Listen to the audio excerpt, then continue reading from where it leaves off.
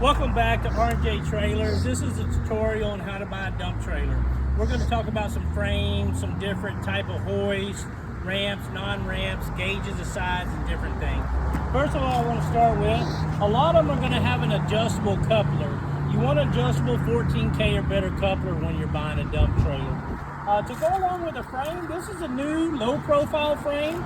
There's a lot of manufacturers out there using this. It's an 8-inch I-beam. The old school way is having 6-inch channel on top of 6-inch channel, which gives you 12 inches of frame. With the 8-inch I-beam, it's reducing your 4-inch frame, so it helps you with loading over the sides and stuff. So look at the frame. Neither one is bad, just you do have the new low profile that's been on the I-beam versus the old 6-inch channel. This particular one has a toolbox here. This is where all your battery and hydraulic pumps are. Most of them are going to be hidden in a toolbox somewhat like this. There are several different types of hoists. This right here is a 3-stage trunnion. There also is a scissor lift, which gives you a little bit more footprint back here. And then there's a 2-piston system also. In my opinion, I've sold the scissor and the trunnion for a long time. I think both of them are good systems. I kind of personally like the new trunnion because it picks it up at the very front. You know, some of the things about the 2-piston system and the scissor that gives you a little bit more footprint in the back. Sometimes if you load them too much to the front, they don't dump as well. I like the scissor though. I've sold the scissor for a long time. I think the scissor does work real well too if you load it right. The 2-piston system I'm not a big fan of. After a while it seems like one can leak hydraulic and not push it the same. I have seen some people that like it, but that's just not my preference. Going along, you've got some nice stuff like LED lights.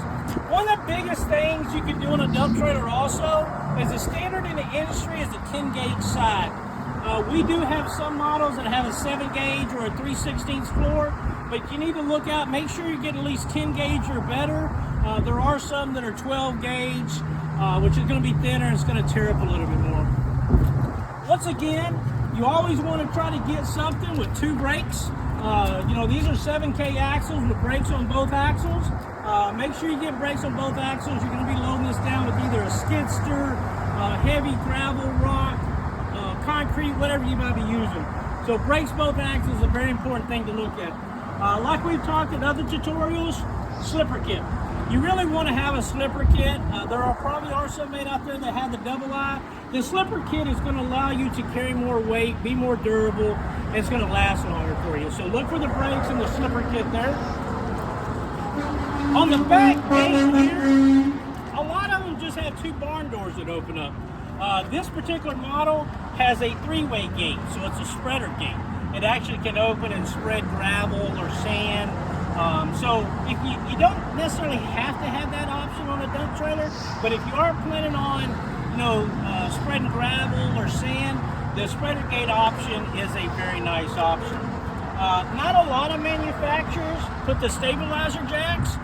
This particular model does. What's nice to have the stabilizer jack standard on these big techs is if you are loading a skid steer or any other type of equipment, small track hoe, it gives you a little bit more stability when you are loading that equipment and won't raise your truck. You know, last thing, obviously, if you're loading equipment, you've got slide-in ramps to slide out. They're 6-foot ramps. They connect right here, and they're going to allow you to load that skid steer or track hoe. This is a tutorial on how to buy a dump trailer. Check us out at rjtrailers.com. We got the hookup.